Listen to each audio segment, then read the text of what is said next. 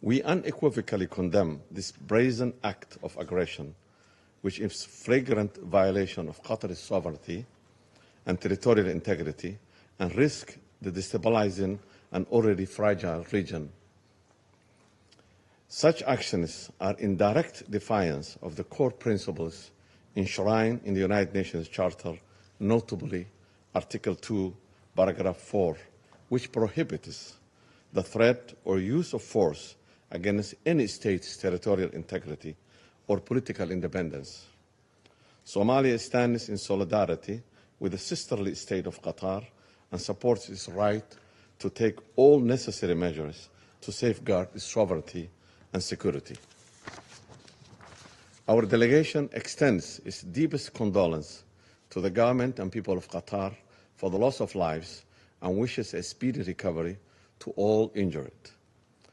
This attack by Israel on a residential area housing embassies and schools shows the blatant disregard for human life. Mr. President, these consequences are not merely coincidence. Israel's systematic expansion of the conflict zone from Gaza to Lebanon, then to Iran, Syria, Yemen, and now Qatar, is a deliberate strategy.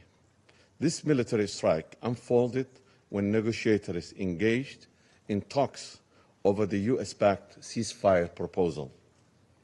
It was aimed at undermining the ongoing mediation efforts in the conflict in Gaza, striving for immediate and unconditional ceasefire, the release of all arbitrarily detained, including those whom we have heard the pleas of their loved ones in this chamber, and unhindered humanitarian access to the civilian population, mainly women and children suffering from the IBC's declared man-made famine by Israel.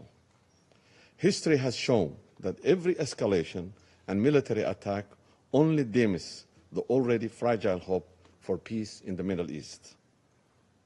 We call on all parties to exercise restraint and avoid further escalation that will worsen the suffering and instability in the region.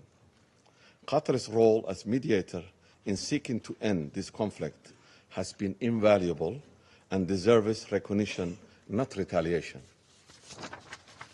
Attacking those who are actively working to bring peace to the long-standing conflict in the occupied Palestinian land undermines the very goals we all share.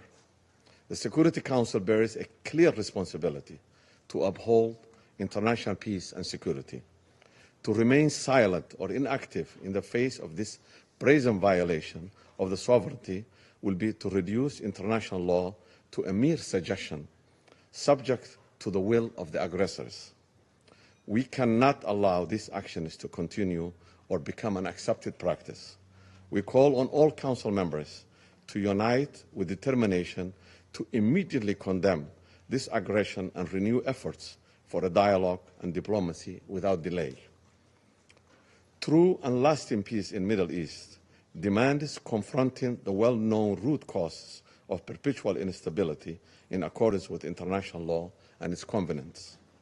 To conclude, Mr. President, Somalia reaffirms its unwavering solidarity with the people of Qatar and joins the international community in demanding a swift return to diplomacy and adherence to international legal norms and the principles enshrined in the United Nations Charter. I thank you. I thank the representative of Somalia.